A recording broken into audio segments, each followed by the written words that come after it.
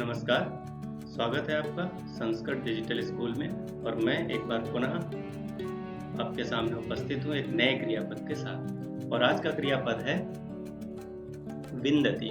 विन्दति क्रियापद विद धातु लट लकार प्रथम पुरुष एक वचन का रूप है। विद धातु का प्रयोग प्राप्त करने के अर्थ में होता है विद्रलाभे। ठीक है, प्राप्त करने के अर्थ में होता है, यानी विन्दति अर्थात प्राप्नोति, प्राप्त करने के अर्थ में, पाने के अर्थ में होता है। टू ऑब्टेन, टू रिसीव, ये सभी जो भी ये शब्द यहाँ पर दिए हैं ये प्राप्त करने के अर्थ में प्रयुक्त होते हैं। विन्दति शब्द का हिंदी जो अर्थ होता है, हिंदी शब्द अर्थ है वो पाता है अथवा प्राप्त करता है, पाती है अथवा प्राप्त करती है। विन्दति का हिंदी अर्थ होगा। अब विन्दति क्रियापद का प्रयोग करते हुए हम कुछ वाक्यों के उदाहरण देखते हैं। पहला वाक्य है परिश्रमेण ज्ञानम विन्दति। परिश्रम से ज्ञान प्राप्त करता है या ज्ञान पाता है। मुमुक्षुः मोक्षम विन्दति। मोक्ष चाहने वाला मोक्ष पाता है। पुत्रः मातुः स्नेहम विन्दति। पुत्र माता का स्नेह पाता है। उद्यमी स्वलक्ष्यम विन्दति। जो परिश्रमी होता है, उद्यमी होता है, वो अपना लक्ष्य पाता है अथवा लक्ष्य प्राप्त करता है। तो ये विन्दति का प्रयोग करके, विन्दति क्रियापद का प्रयोग करके ये कुछ वाक्य आपके सामने हैं। विन्दति जो विद धातु है इसका प्रयोग परस्मैपदी और आत्मनेपदी दोनों में होता है।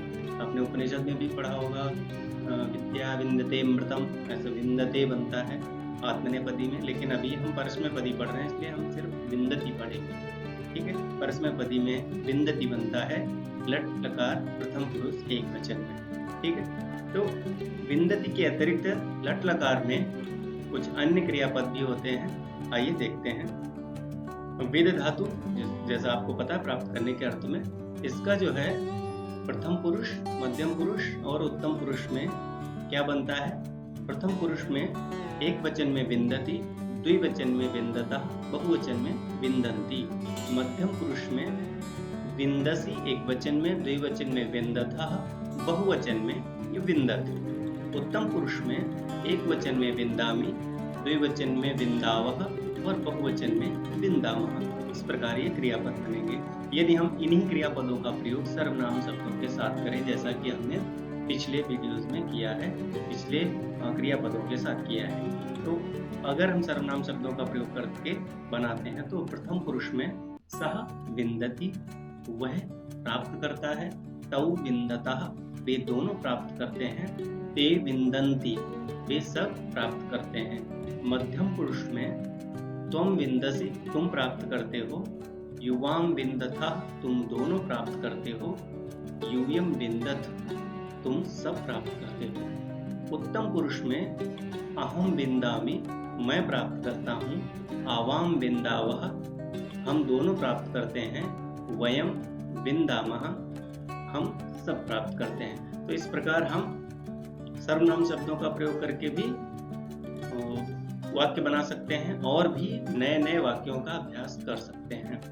तो इस प्रकार आप विभिन्न, अभी तक हमने 18 क्रियापदों को पढ़ा है और विभिन्न वाक्य, आशा करता हूँ आपने नए नए वाक्य बनाने का अभ्यास किया होगा, नए नए क्रियापदों को सीखा है। तो इसी प्रकार हमारे साथ बने रहिए, हमारा सहयोग करते रहिए।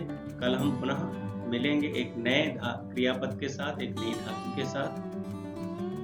तब तक बने रहिए हमारे साथ, सीखते रहिए और हमें सहयोग करने के लिए, हमें सपोर्ट करने के लिए हमारे चैनल को सब्सक्राइब कीजिए, वीडियोस को शेयर कीजिए।